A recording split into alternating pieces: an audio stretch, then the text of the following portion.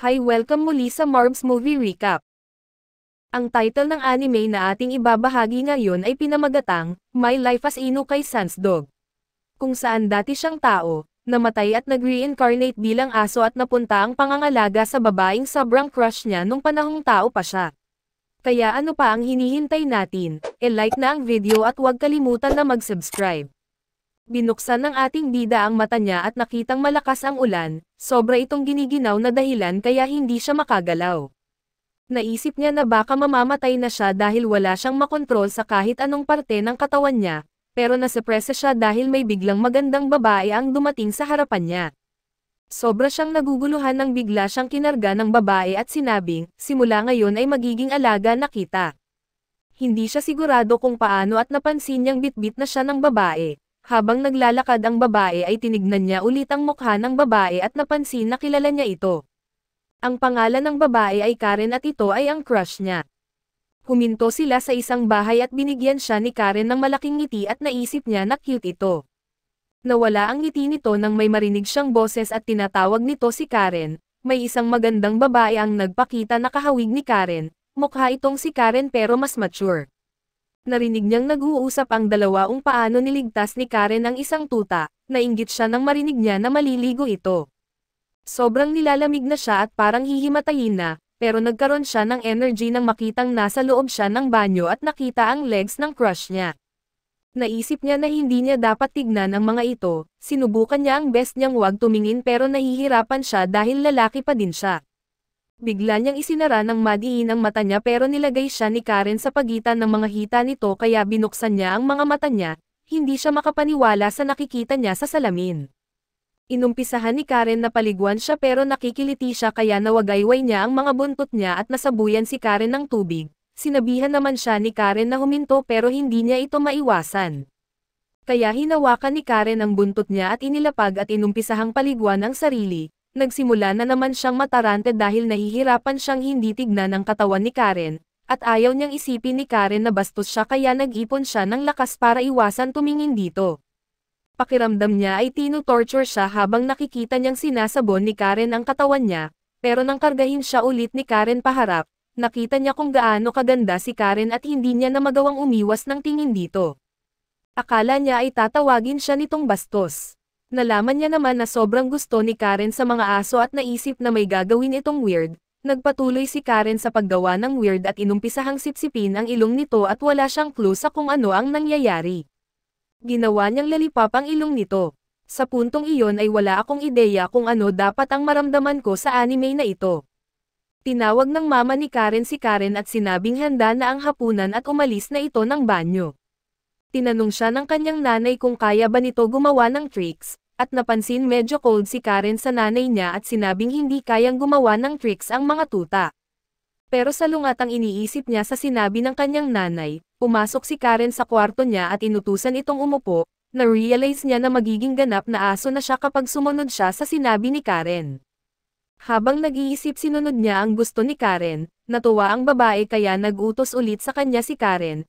Habang tinitignan niya ang kamay nito naalala niyang kamay ni Karen ang hinding-hindi niya mahawakan nung panahong tao pa siya. Pero hindi niya inaasahang magiging aso siya nito, hindi niya alam kung parusa ba ng Diyos ang nangyari sa kanya o blessing. Sa sumunod na araw ay sinubukan ni Pacheta na tumakas at umuwi papunta sa kanila para malaman kung ano ba ang nangyari. Pero nahawakan siya ni Karen at sinabing huwag kalmutin ang pintuan, sinabi ni Karen dito na mamamasyal sila. Nilagyan siya ng collar at naisip kung gaano kainit ang kamay nito. Habang nasa labas ay biglang huminto si Karen at sinabi sa kanya kung gaano siya kasaya nang biglang may bola na lumitaw na naging dahilan para mapaupo siya kay Pacheta. Nasa loob lang siya ng skirt ni Karen kaya wala siyang makitang kahit ano, sinubukan niyang humanap ng daan palabas gamit ang ilong niya pero may nagawa siyang hindi inaasahan. Sinabihan agad siya ni Karen na tumigil at tinawag siya nitong bad boy at sinabing masama iyon. Nang nailapag siya nito ay napansin ni Karen na namumula ang ilong nito, tumingin siya sa paligid para masigurong walang nakatingin sa kanya at sinubukan na dilaan ang ilong ni Pacheta, pero may mga batang biglang dumating para kunin ang bola at masungit na sinabihan na may mga tutang naglalakad sa park at kailangan nilang mag-ingat. Humingi ng tawad ang mga ito at na-realize ni Pacheta na mga aso lang ang gusto ni Karen. Biglang naihi si Pacheta kaya na-excite si Karen, dinala niya ito sa poste para doon umihi. Nataranta siya sa sobrang hiya dahil iihi siya public place habang nilabas naman ni Karen ang cellphone niya. Tumanggi siyang pakawalan ang natitirang pagiging tao sa katawan niya pero hindi niya na kayang pigilan ang ihi. Nang makauwi sila ay nagkaroon siya ng lakas ng loob para sabihin kay Karen na gusto niya ito, sinubukan niyang sabihin ang word na, I love you, pero mga tahol ang lumabas sa bibig niya at nalungkot dahil dito. May biglang dumating na babae at tinanong si Karen kung handa na itong mag-aral, habang nagtataka si Pacheta kung anong ginagawa ng kaibigan ni Karen sa bahay nito. Sinabi ni Karen na magpo-focus sila sa math na pinakaayaw ng kaibigan at sinabi ni Nek Otani na masyadong masungit si Karen pero ang cool pa rin ito. Naisip ni Pacheta na kapitbahay niya lang si Nek Otani at baka magkaroon ng pagkakataon na isama siya nito sa bahay nila para makauwi. Nakaisip si Pacheta ng plano para magustuhan siya ni Nek Otani at maiuwi siya nito, nang tawagin ng mama ni Karen si Karen, naisip ni Pacheta na ayun na ang pagkakataon. Nang makaalis na si Karen ay lumapit ito kay Nek Otani pero hindi niya inaasahang matatakot ito sa kanya. Nataranta ito at sinabing wag itong lalapit, nang may biglang gumapang na centipede kay Nek Otani nang hindi niya napapansin. Sinubukan ni Pacheta na balaan ito tungkol sa centipede gamit ang pagtahol pero na-realize niyang lalo lamang itong natatakot.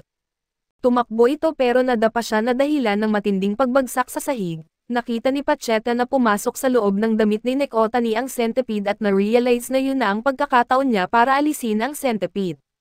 Pumasok siya sa loob ng damit ni Nek Otani para hanapin ang centipede pero umikot ito kaya na-unbuckle niya ang bra nito. Nakita niya na ang centipede at matagumpay na napatay ito sa isang kagat pero umikot muli si Nek Otani dahilan para mahirapan siyang makalabas.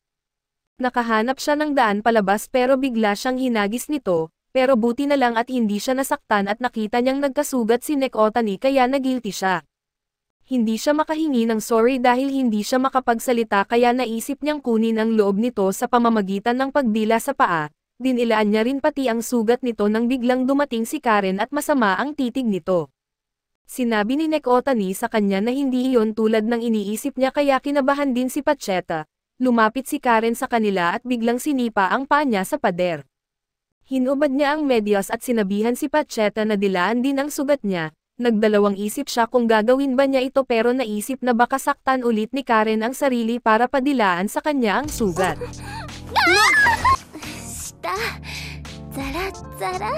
Si Nek Otani ay clueless sa mga nangyayari, hinawakan niya ang ulo niya nang papalapit sa kanya si Karen. Tinanong siya ni Karen kung anong nangyari at kung anong ginawa nito kay Pacheta habang wala siya. Sinabi sa kanya ni Nek Otani na pumasok si Pacheta sa loob ng damit niya at tinanong ni Karen kung pumasok lang ba ito ng kusa at kinonfirm ito. Nagalit si Karen at hindi siya makapaniwala sa nangyari dahil hindi pa iyon ginagawa sa kanya ni Pacheta. Biglang tinaas ni Karen ang damit niya para papasukin doon si Pacheta. Tumakbo siya papalapit kay Pacheta habang tinatawag ang pangalan nito. Tumakbo si Pacheta at iniwasan siya sa pamamagitan ng pagdaan niya sa pagitan ng paa nito. Umupo si Karen at biglang sumigaw si Nek Otani kung anong ginagawa niya, pero hindi ito pinansin ni Karen at sinabihan ulit si Pacheta na pumasok sa damit niya. Alam niyang hindi titigil si Karen hanggat di nakukuha ang gusto, pinikit niya ang mata niya at pumasok sa loob ng damit nito. Ipinagyabang ni Karen kay Nek Otani na ganun ang bonding nilang mag-amo at hindi niya makukuha si Pacheta sa kanya. Tumingin si Pacheta at nakita kung gaano ito kasaya. Tumingin sa kanya si Nek Otani at sinabing hindi ito makapaniwala sa nangyari, pero masaya siya dahil hindi nagalit si Karen. Bago umalis si Nek Otani ay nagpasalamat ito kay Pacheta tungkol sa pag-alis ng centipede sa kanya, maya-maya ay nagbihis si Karen ng pangpusa. Salamat sa panonood hanggang dulo, have a great day at magkita ulit tayo sa susunod na video.